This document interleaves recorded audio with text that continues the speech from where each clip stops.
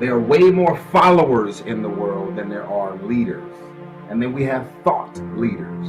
We have idea leaders. We have people that sit up every day with inventions and ideas trying to figure out what new perception, what new idea can I drop on the world.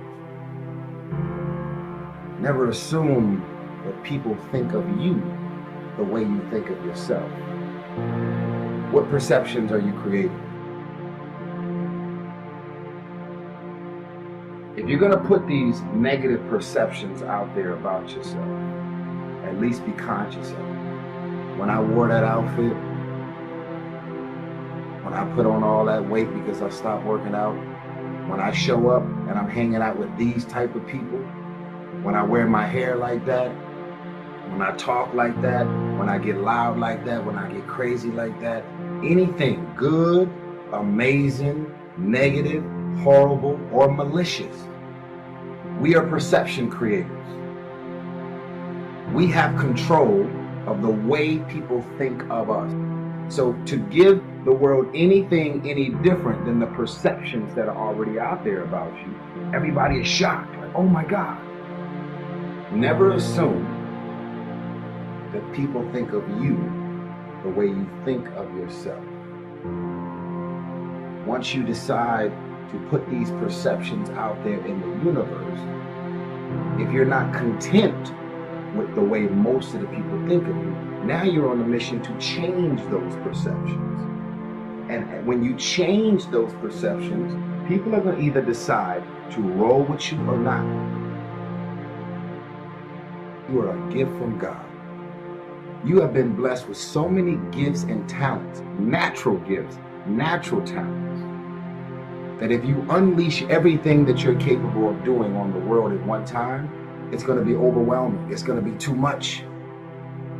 You are a gift from God. You have so many talents. If you drop too much on people at one time, it's going to be overwhelming. The only limits that are created are the ones that you create for yourself. Who am I to not take advantage of my America? I am a perception creator. I'm going to get you to think of me the way I want you to think of me. I am in control of the perceptions that I put out there in the universe. Now, in the midst of this, I'm going to piss a few people off.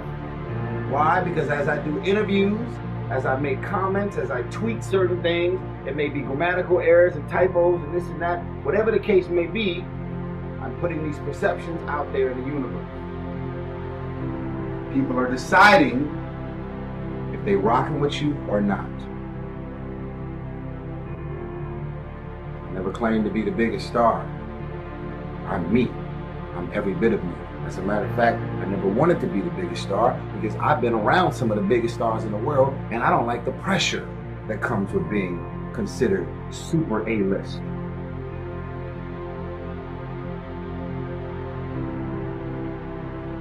We are perception creators. And if you have a problem with the way other people think of you, you have the power to change them. We are perception creators. Go buy 30 days worth of greeting cards, and every day you tell her something about herself, something special. You're going on a trip with her, a marriage retreat, you make sure you get roses on the bed, whatever you need to do. And treat her like the queen that you know how, but you got so focused on business and blowing up that guess what? You making money, but you lost your wife. So do what you did in the beginning and we're gonna be all right. Are you hearing what I'm saying? Change your perception. We never have to lose our marriage, but we lose it because the perception changes. Hey man, you lost value. That's all. You lost the value of it. Ain't nothing wrong with it. You lost the value. I need you to get the value back. I need you to get the value back. We blew up. I'm still doing the Advantage every Monday, every Tuesday, Michigan State University. People like, E, you blew up, you doing, listen to me, it's so bad, I'm telling the people that book my gigs, don't book no gigs on Monday. Try your hardest not to book no gigs on Monday. E, why? You got a chance to make thousands and thousands of dollars. Why would you do? Nope, I gotta stay close to the place that blew me up. I gotta listen to me very closely. I'm just keeping it 100, y'all. As a company, we have blown up. There are people in our company, they used to do one thing, they're doing something totally different. I guarantee you I'm doing exactly what I was doing from day one, and I have not changed. I'm still hitting middle school. I'm still killing the babies in elementary school. How bad do you want to write?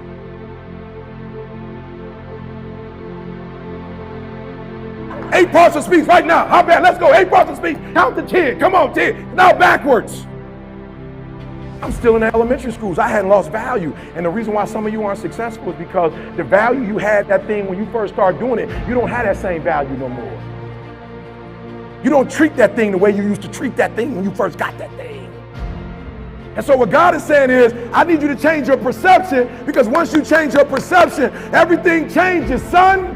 Once you change your perception, the value changes. And once the value changes, the energy that you give it is totally different.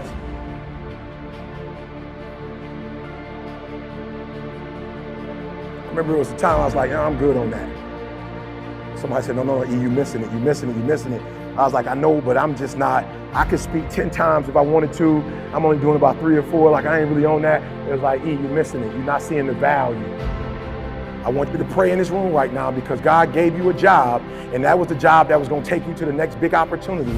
But because you don't value what you have right now, you can't get what's next. You have now disrespected, like you don't even use the gift no more. You have disrespected it. God said, I want to show you something, son. So what I need you to do is I'm going to need you to do 5 or 6 gigs. I don't need you to, I know what you're doing, but I'm going to need you to go a little bit harder. Now, you ain't got to lose your marriage and you ain't got to be all over the world, but I need to switch some stuff up. And I said, okay, God, you guys show me, because I just don't speak for money. That's just not my thing. God said, do you think I gave you all these opportunities? You think I connected you with all these people for you not to make billions, son? Have you lost your mind? I was like, God, I just don't see. He said, the perception. Okay, this is what I want you to see. I want you to see that, listen to me, y'all, for every, you know how many kids I had called, because it's the end of the year, they got to get their tuition paid so they can get their grades. And God says, for every opportunity, for every business that you build, you ain't got to take it and buy a Rolls Royce, but take that $100,000 and send some kids to school. Just because you don't need stuff, just because you ain't necessarily trying to compete against other speakers, I gave you this opportunity, and the reason why you're not doing it the way I told you to do it is because you don't value money, because you're thinking about self, and I know you don't need $1 billion, but the work that I call you to do is going to require $1 billion. Son, you young.